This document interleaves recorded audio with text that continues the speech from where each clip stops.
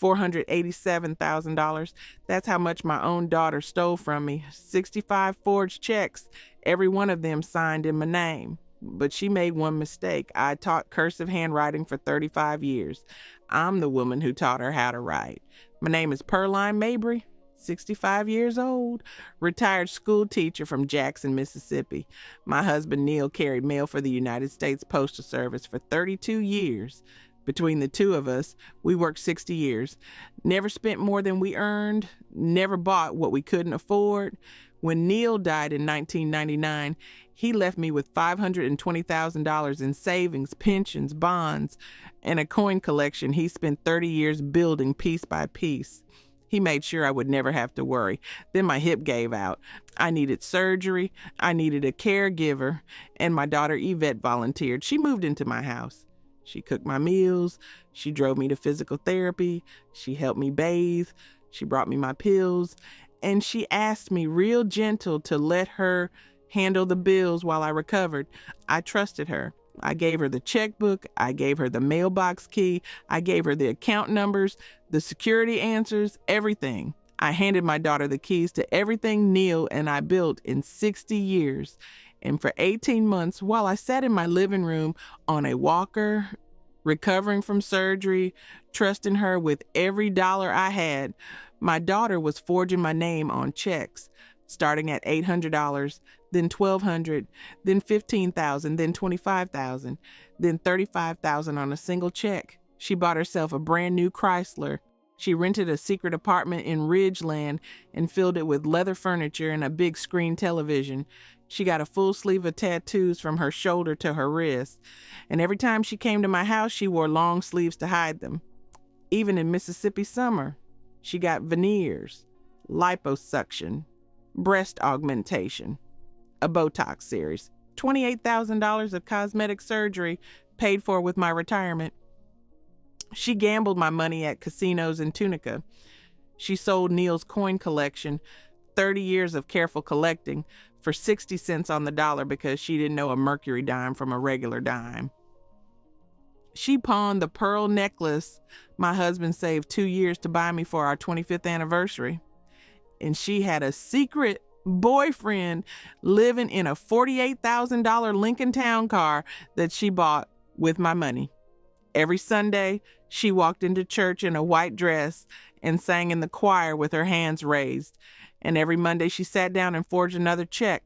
She showed me fake balance sheets she printed at her job. She told me the accounts were fine.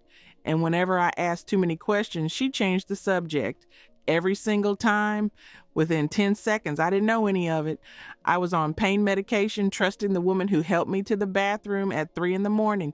You don't question that person, you just don't. But here's what my daughter didn't know about me. I taught 1,247 children how to write their names in cursive. By the third week of every school year, I could identify any child's handwriting without seeing their name on the paper. I know handwriting the way a tailor knows fabric, by the feel, by the weight, by the pressure. And the day I finally walked into that bank and saw those forged checks on the screen, I knew in 3 seconds they weren't mine.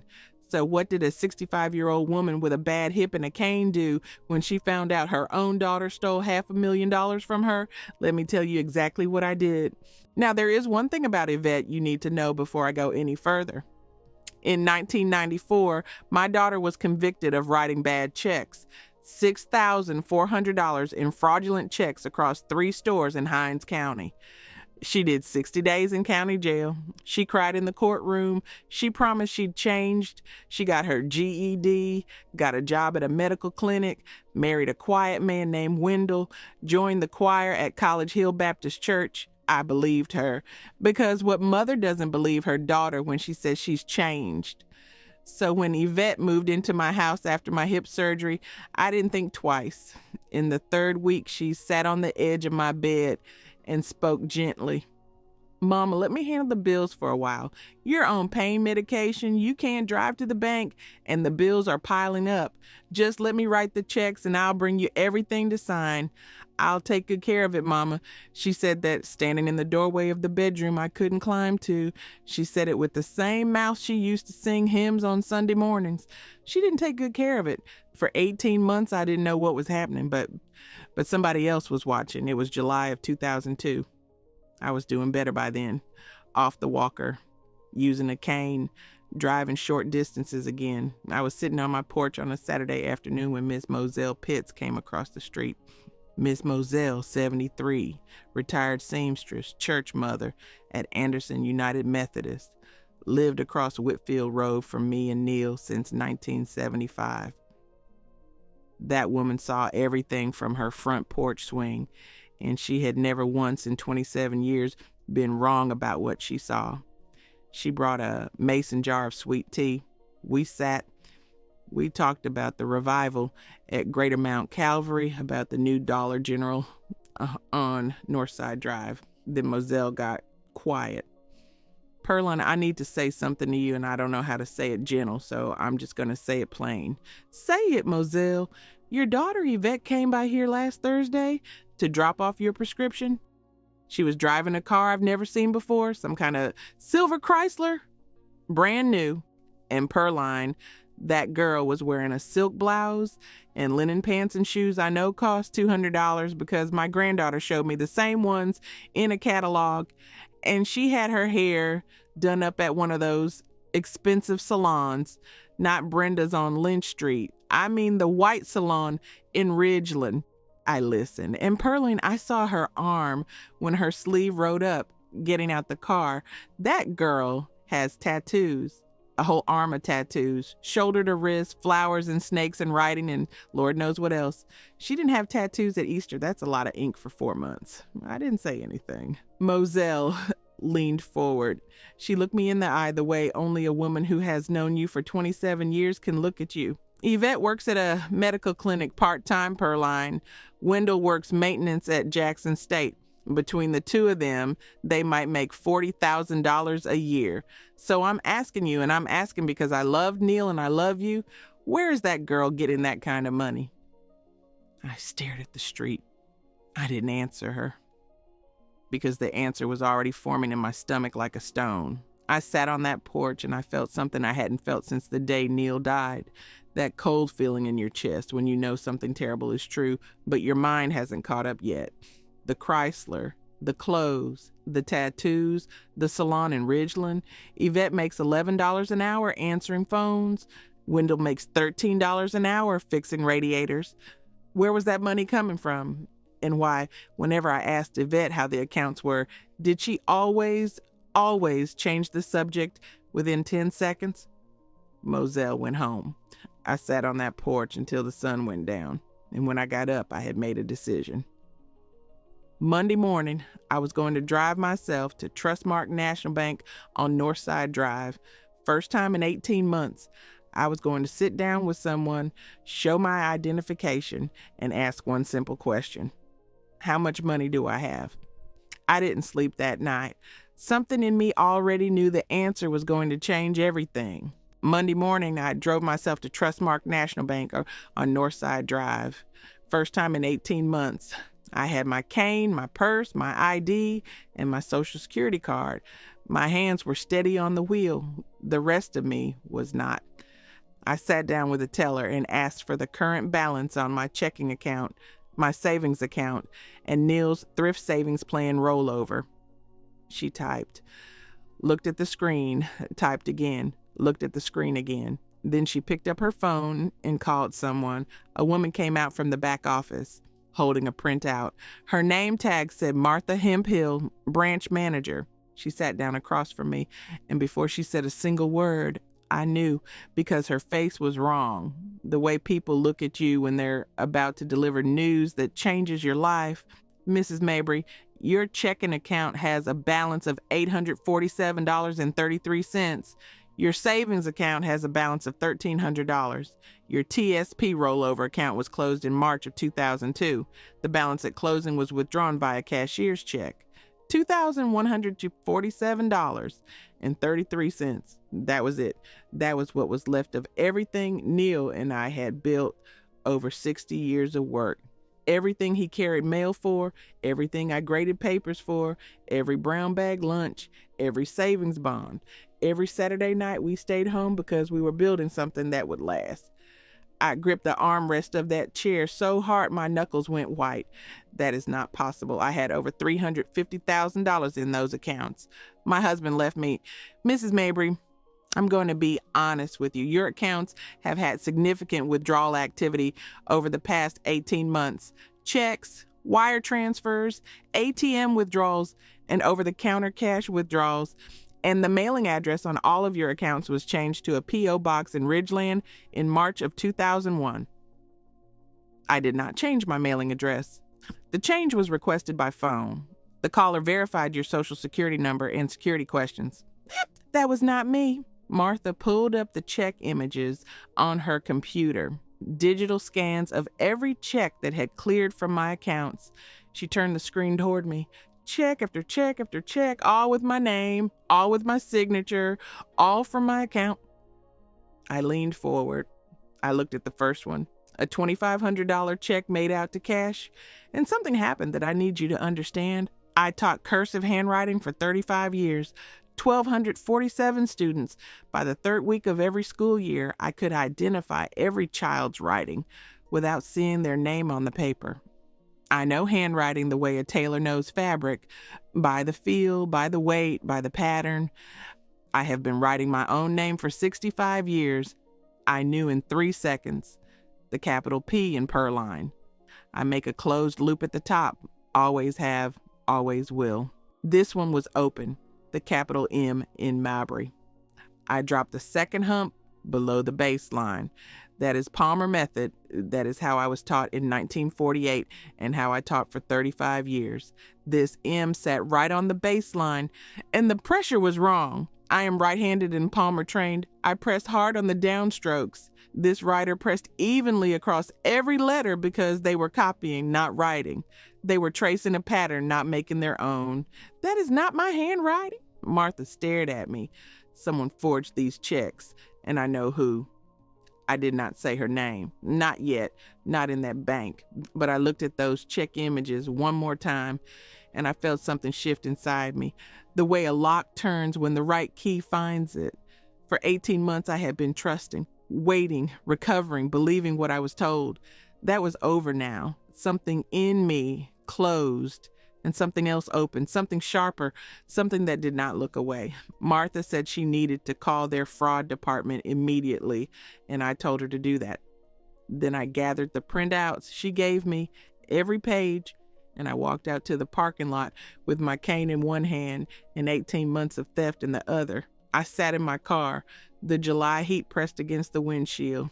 I did not cry. I did not scream. I sat there for 2 minutes holding those printouts in my lap, and I made a decision. Not a decision born of panic. A decision born of the same discipline that got me through 35 years of lesson plans and parent conferences and children who couldn't sit still. I was going to find out exactly where every dollar went. I was going to document every check, every transfer, every lie, and I was going to make my daughter answer for all of it. I picked up my phone and called my nephew Reggie at Bell South. Reggie, I need you to come to my house tonight after work. Don't tell anyone, especially don't tell Yvette. Auntie Pearl, what's wrong? Someone has been forging checks on my accounts. 65 checks. They took everything, every dollar your Uncle Neil left me. I am sitting in the Trustmark parking lot with $2,147 to my name. I had $520,000 18 months ago. Silence on the line. I could hear him breathe. Reggie, I need you to help me find out where the money went, and I need you to help me prove who took it. I'm leaving work at 5. I'll be there by 5:30. One more thing, baby. Yes, ma'am. Can you record a phone call? I mean, legally. Is that something you know how to do? Reggie was quiet for a moment. He worked phones for a living. He knew the equipment and he knew the regulations. Mississippi is a one-party consent state, Auntie Pearl. That means only one person on the call needs to know it's being recorded. If you're on the call and you know, that's legal. Good. Bring whatever you need to make that happen. I hung up. My hands were shaking, just not from the hip, from something colder and deeper than pain. I sat in that Trustmark parking lot and I thought about Yvette coming to my house the next morning.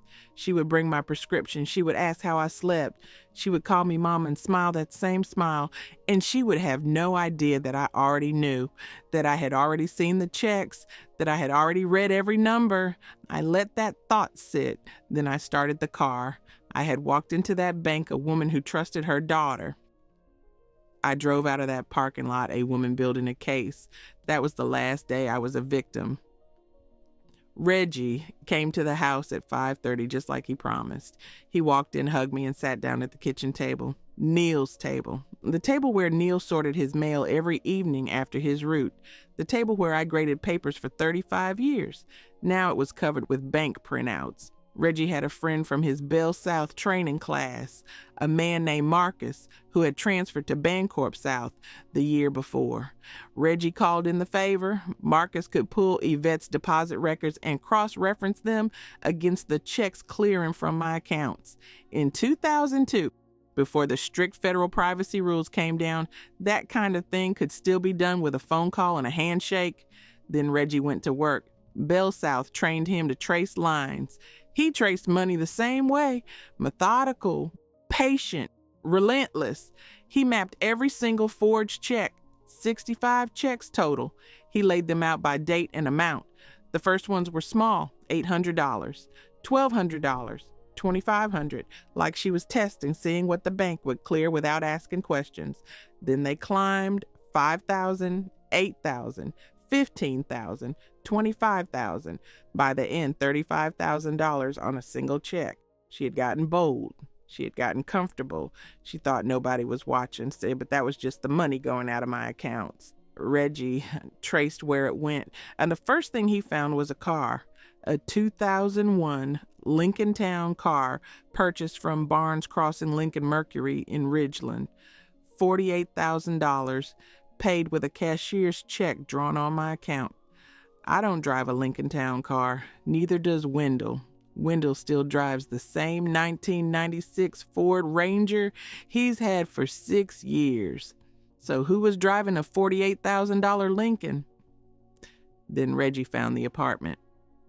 Auntie Pearl, she has a secret apartment. He said it flat, like he was reading a phone bill, but his jaw was tight. Apartment 14B at North Park Apartments in Ridgeland. She's been paying $850 a month for 18 months. That's $15,300 just in rent. And there's another $45,000 in furniture, electronics, and utility payments going to that address. I sat there and I let that settle. My daughter, who told me she was running errands and picking up my prescriptions, had a secret apartment in Ridgeland, furnished with my money, lived in on my dime for 18 months. A married woman does not need a secret apartment unless she is living a secret life. Reggie kept going. He found ATM withdrawals, $38,000 pulled from machines in Jackson, Ridgeland, Canton, and Tunica. I asked him why Yvette would be at ATMs in Tunica. He didn't answer. He didn't have to. Tunica is casino country, Grand Casino, Boomtown. My daughter was gambling with my retirement. Then the medical payments, $28,000 across 4 providers. Advanced dental aesthetics in Ridgeland, $8,000 for veneers. Renaissance plastic surgery in Flowood, $7,000 for liposuction. Southern Surgical Associates, $5,000 for breast augmentation. Renew Med Spa in Ridgeland, $4,800 for a Botox series. I thought about Yvette's face the last time she came by the house. Her skin was smoother. Her teeth were different. Her whole body was different, if I was honest. I had noticed, but I hadn't let myself think about it. A mother sees what she wants to see. I didn't want to see $28,000 of cosmetic surgery paid for with my pension. But now I could see it clearly. Every smooth line on her face was a check I didn't write. Every straight white tooth was a withdrawal I didn't authorize. But Reggie was not finished. He had called Mississippi Coin and Stamp on State Street. The check records showed payments there. He drove over and asked about the transactions. The dealer confirmed a woman matching Yvette's description had sold Neil's coins over several visits. Indian head pennies, Mercury dimes, standing Liberty quarters. 30 years of collecting, 30 years of Neil finding coins at estate sales and flea markets and mailing away for proof sets. The dealer said she got $22,000 for them, 60 cents on the dollar. He said, and I will never forget this. She didn't know a Mercury dime from a regular dime. She just wanted cash. I didn't know yet how deep it went, but I was learning. Then Reggie called Money Mart Pawn on Highway 80. He asked about a pearl necklace. They confirmed it was there, on display, with an $1,800 price tag. Yvette's ID was on the pawn ticket. Neil's pearls, the ones he saved 2 years to buy me for our 25th anniversary, the ones he put around my neck and said, "Your mama named you Pearline. I'm just making it official." Pawned for $1,800. They were worth $6,000. Reggie put his pen down. He wrote a number on a napkin and slid it across the kitchen table. $487,000. I looked at that number. I looked at it for a long time. $487,000 gone, spent, consumed, while I sat in my house on a walker, trusting the woman who was robbing me to bring me my pills and drive me to therapy. While Yvette sang in the choir on Sunday and forged checks on Monday, my hand was shaking. And it was not from the hip. It was from a kind of rage I did not know I had in me. A cold, quiet, patient rage that sits in your chest and does not scream. It calculates. $487,000. Neil and I worked 60 years between us. 35 years teaching, 32 years carrying mail, and our daughter spent it in 18 months. A town car, an apartment, Botox, tattoos, casinos. Reggie looked at me across that table, across Neil's table.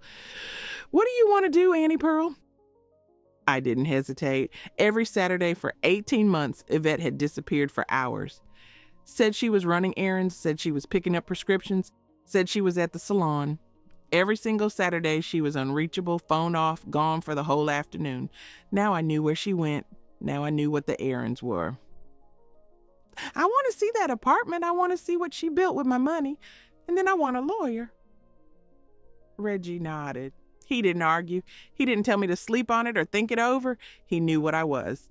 Not a victim anymore. Not a mother in denial. I was a woman with 35 years of patience, a stack of evidence, and nothing left to lose. And Yvette had no idea. She was going to come to my house the next day, bring my prescription, kiss my cheek, and say, "How you feeling, Mama?" And I was going to smile and say, "Just fine, baby." Just like I always did, but this time I would be counting every lie.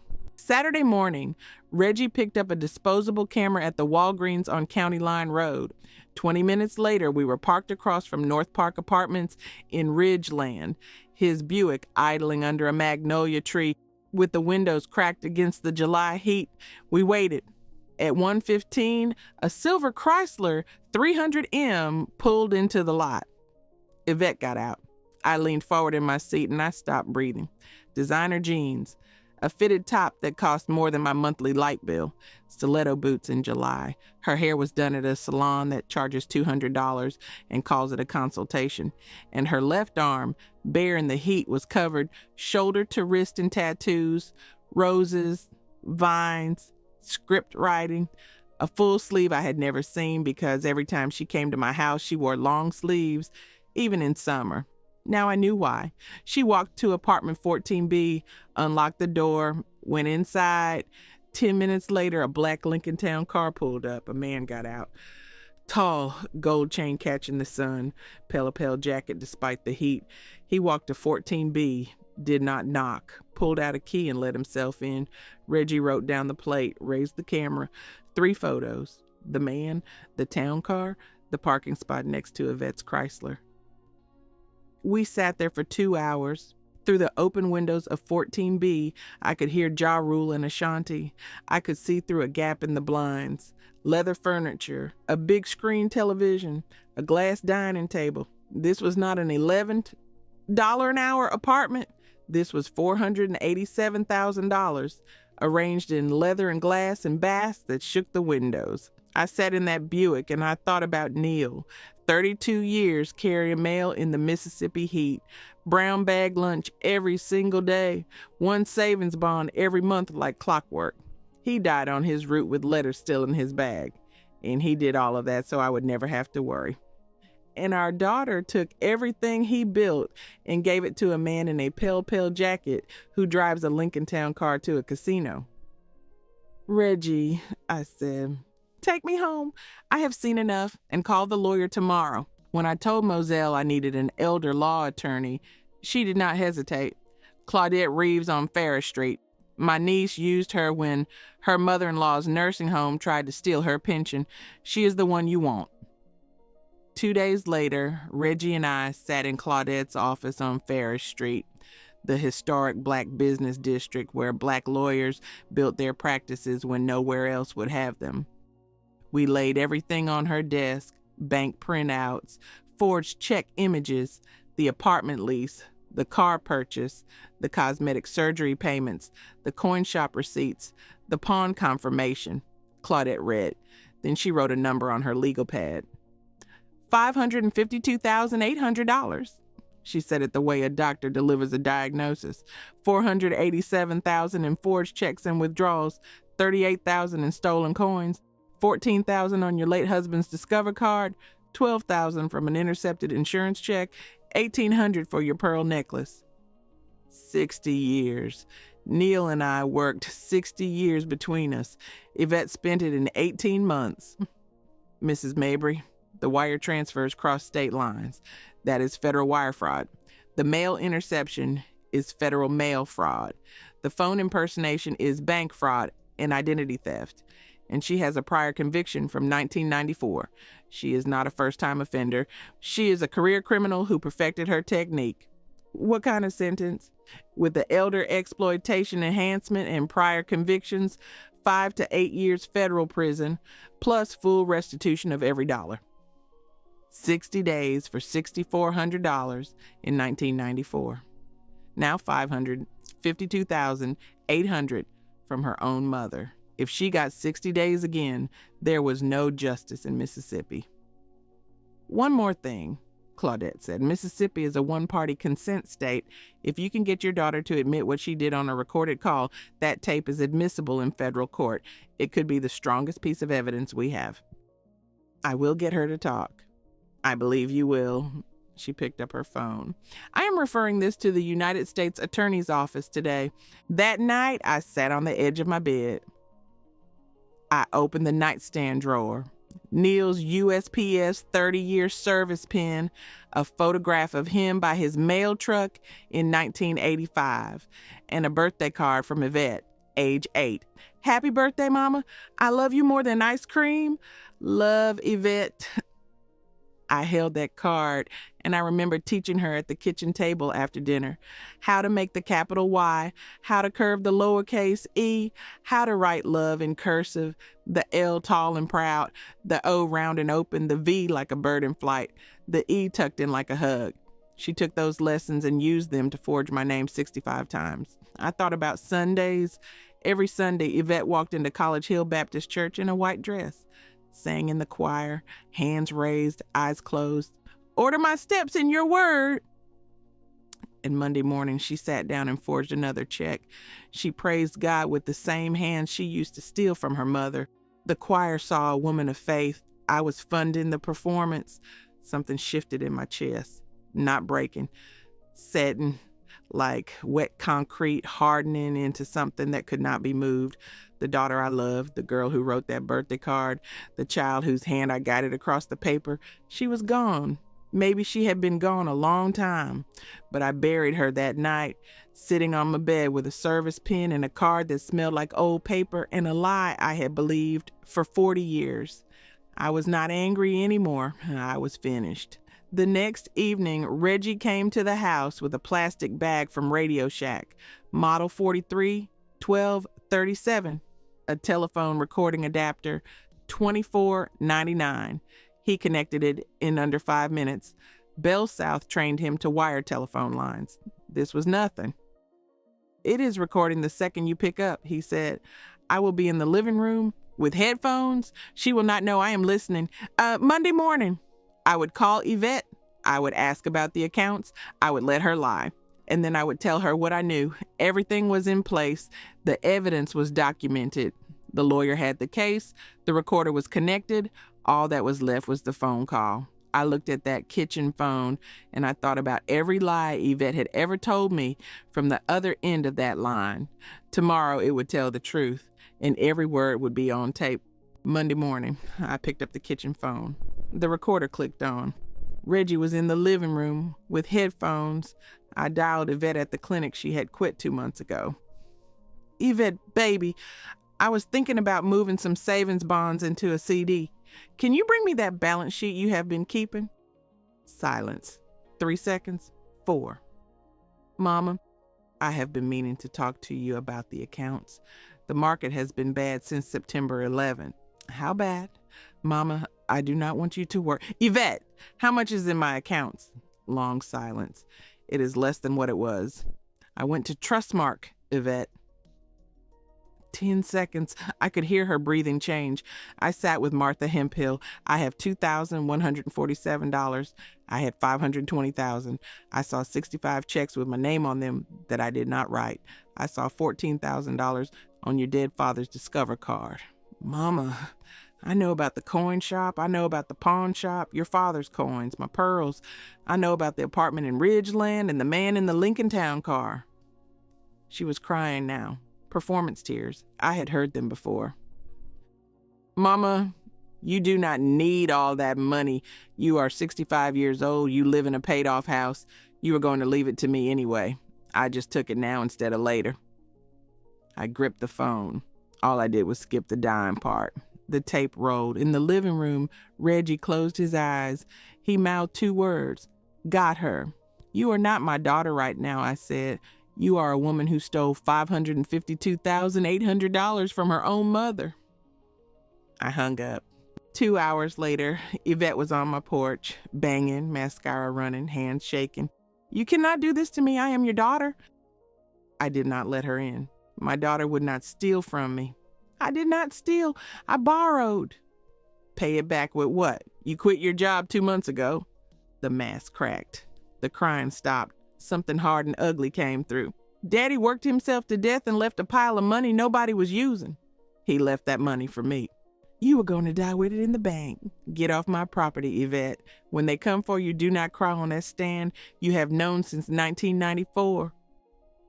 She backed off the porch. Across the street, Moselle watched her go. That night, I sat at the kitchen table and thought about Wendell, Yvette's husband, the quiet man who fixes radiators at Jackson State for $13 an hour. And I asked myself the question I had to ask before I called him. Is he in on it? I thought about it the way I think about everything, with evidence. Wendell still drives a 1996 Ford Ranger, same truck he has had for 6 years. He still works maintenance at Jackson State. He still lives in the same small house on Maple Street. If that man knew about $552,800 in stolen money, he would not still be driving that truck, working that job, living that life. The stolen money was on Yvette, the tattoos, the veneers, the Chrysler. It was on Meech, the Lincoln Town car, the gold chains, the casino trips. But there was nothing on Wendell. Not a new watch, not a new shirt, not a single dollar of my money anywhere near that man. I told Reggie, Wendell drives a 1996 Ford Ranger. If he knew about the money, he would not still be driving that truck. That man does not know. Reggie nodded. I think you were right. The next morning, I called Wendell, not about Yvette, about the truth. He came to my kitchen table. I told him everything, the forged checks, the apartment, the man. Wendell did not speak for a long time. I knew something was not right. I did not want to know. Then something changed in his face. He went pale. He put both hands flat on the table and stared at the wood like he was seeing through it. Mrs. Mabry, my mother. Mama Greer lost $7,500 from her account in 1998. Yvette said it was a bank error. The bank investigated and could not explain it. My mother filed a claim and got half of it back. We all believed it was the bank's mistake. He looked up at me. His eyes were wet. It was not a bank error, was it? It was not a question. No, Wendell, it was not. He put his head in his hands. When he lifted it, the man sitting across from me was not the same man who had walked in. Something in him had broken and something else had set. I recognized the look. I had worn it myself the day I sat in the Trustmark parking lot. I need you to search your house, I said. He went home. Yvette was at the Ridgeland apartment. He tore through that house with the focus of a man who finally understood what he was married to. He found a second Nokia phone in her nightstand drawer, texts from someone named Meech, cosmetic surgery receipts in a Ziploc bag in the closet, a key to apartment 14B, a pawn ticket for my pearls, Neil's Discover card tucked in the back of her wallet. He brought it all to my kitchen table, laid it out piece by piece, the Nokia, the receipts, the key, the pawn ticket, the Discover card with Neil's name still raised in the plastic. Mrs. Mabry, I married a stranger. Your son, Jalen, is worth everything, Wendell. You take care of that boy. I will handle Yvette. Claudette built the federal case. Wendell told Claudette about his mother, Dorothy, and the $7,500. Claudette's eyes narrowed. She said, that is pattern evidence. She practiced on your mother before she graduated to Pearline. I need Dorothy on that witness stand. The prosecution subpoenaed Dorothy Greer. The grand jury indicted wire fraud, mail fraud, bank fraud, aggravated identity theft. Federal marshals hit apartment 14B on a Tuesday morning. Meech answered the door in his boxers. Yvette was in the bedroom. They ran his name, 2 outstanding warrants. They arrested them both. The Lincoln Town car seized, gold chains off, handcuffs on. The trial lasted 3 days. Judge Robert L. Wingate presiding. United States District Court, Southern District of Mississippi. The courtroom smelled like old wood and floor polish. I sat in the second row behind the prosecution table with Reggie on my left and my cane leaning against my knee. Day 1. Reggie took the stand and presented the financial reconstruction. Every check on a timeline. 65 forged checks laid out by date and amount, starting at $800 and climbing to $35,000. He traced every payee, every wire, every ATM withdrawal. He was calm, methodical, the same patience he used tracing phone lines at Bell South, he used tracing my stolen money across 3 counties. An FBI forensic accountant named William Hargrove took the stand after Reggie and verified every number. Independent audit, same totals, same trail, same conclusion.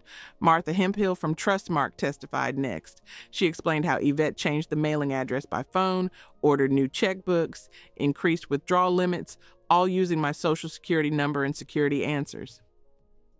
Martha said the bank failed to catch the forgeries for 18 months. Her voice was steady, but her hands were not. Day 2, Dr. Gloria Fleming from the Mississippi Crime Lab took the stand. She had examined 20 of the 65 checks against samples of my known handwriting. She confirmed forgery on everyone. Loop closure on the capital P, baseline alignment on the capital M, stroke pressure across every letter. She used words like simulated signature and auto pen inconsistency, but what she meant was simple. Someone copied my handwriting, and they were not as good as they thought. AUSA Felicia Stamps fanned all 65 checks across the evidence table, half an inch of paper, each one a separate act of forgery, each one a betrayal. The jury looked at that stack the way you look at something you cannot believe is real. Dorothy Greer took the stand, Wendell's mother, 71 years old. She wore a gray dress and she held her purse in her lap with both hands. She looked directly at Yvette and said that $7,500 was not a bank error. It was a rehearsal. Yvette's attorney objected. Judge Wingate overruled. The tape recording was played. The courtroom went still, and Yvette's voice came through the speakers, clear as Sunday morning. "You do not need all that money. You were going to leave it to me anyway. I just took it now instead of later." And then the line that made 3 jurors react at the same time. All I did was skip the dime part. One juror shook her head. One covered her mouth. A third closed his eyes and did not open them for a long time. Wendell testified. He brought the Nokia phone, the text from Meech, the apartment key, the pawn ticket, the cosmetic surgery receipts. He laid each one on the evidence table like a man unpacking the wreckage of his own marriage. He looked at Yvette once. She looked away. He said, "I thought I knew my wife. I did not. I knew a character she was playing." Day 3. The prosecution called me. I walked to the stand with my cane. I wore a navy blue dress and Neil's USPS 30-year service pin pinned over my heart. I had worn that pin every day since I found out what Yvette did. It was the closest I could get to bringing Neil into that courtroom with me. I told them about 35 years of teaching cursive, the Palmer method, 1,247 children. I could identify any student's handwriting by the 3rd week of school. I knew handwriting the way a tailor knows fabric, by the feel, by the weight, by the pattern. AUSA Stamps held up one of the forged checks and asked how I knew it was not my signature. I said I knew in 3 seconds. The loops were wrong. The pressure was wrong. The slant was wrong. It was a good forgery, better than most, but it was a copy, not the original. A person copying a signature presses evenly because they are tracing. A person writing their own name presses hard on the downstrokes because that is how the hand naturally moves. Yvette pressed evenly because she was copying, not writing. I paused. I looked at Yvette. She was staring at the table. She would not look at me. I waited until the courtroom was quiet enough to hear the air conditioning, because I am the one who taught her to write. Nobody spoke. Nobody moved. The court reporter's fingers stopped. For 3 seconds, maybe 4, the only sound in that courtroom was the truth sitting in the air where everybody could see it. The jury deliberated for 4 hours. I sat in the hallway with Reggie. He bought me a coffee from the vending machine. I did not drink it. I held it in both hands and waited. They came back at 3:47 in the afternoon, guilty on all counts, every single one. Judge Wingate spoke at sentencing. "Mrs. Greer, you stole $552,800 from your own mother. You positioned yourself as her caregiver and used that trust to loot the woman who raised you. When confronted, you told her, and I quote, 'All I did was skip the dime part.' You are not a first-time offender. You are a repeat offender who refined her technique. 7 years federal prison, 3 years supervised release, full restitution of $552,800. Yvette did not move. Her hands were flat on the table. She did not look up. "Demetrius Holloway, 3 years federal for receiving proceeds of wire fraud. 18 months consecutive for outstanding state warrants in Madison County, 4.5 years total. The Lincoln Town car auctioned. The gold chains confiscated, the apartment emptied, both of them named, sentenced, done. I sat in that courtroom and I felt something I had not felt in months. Not triumph, a breath. The long breath you take when you have been holding everything in your chest since the day you learned your daughter had stolen your life. I let it go, slowly. All the way out. Every villain answered, did every check accounted for, every lie on tape. I did not win because I was lucky. I won because I spent 35 years learning to read handwriting, and my daughter forgot that the woman she stole from was the woman who taught her to write." Meech started his sentence on a Thursday. 3 years federal for receiving proceeds of wire fraud, 18 months consecutive for the outstanding warrants in Madison County he thought everyone had forgotten about. 4.5 years total. The Lincoln Town car was auctioned for $29,000. The gold chains were confiscated. The apartment at North Park was emptied, every piece of furniture and electronics cataloged and seized. The Chrysler went next, then Yvette's Bancorp South accounts. When the lawyers finished adding it all up, the total recovery came to $58,100. out of 552,000 through 800. I sat with that number for a long time. 494,700 outstanding, following Yvette as a federal debt for the rest of her natural life. She would never be free of that number. Neither would I, but for different reasons. The money Neil and I saved over 60 combined years, 35 years of teaching, and 32 years of carrying mail had been consumed. Gambled at casinos, injected under skin, tattooed onto arms, eaten at restaurants in New Orleans, driven around Jackson in a car that belonged to a man who never worked an honest day. My pension still came, $1,800 a month. Social Security added another $1,200. The house was paid off. I would not starve. But the cushion was gone.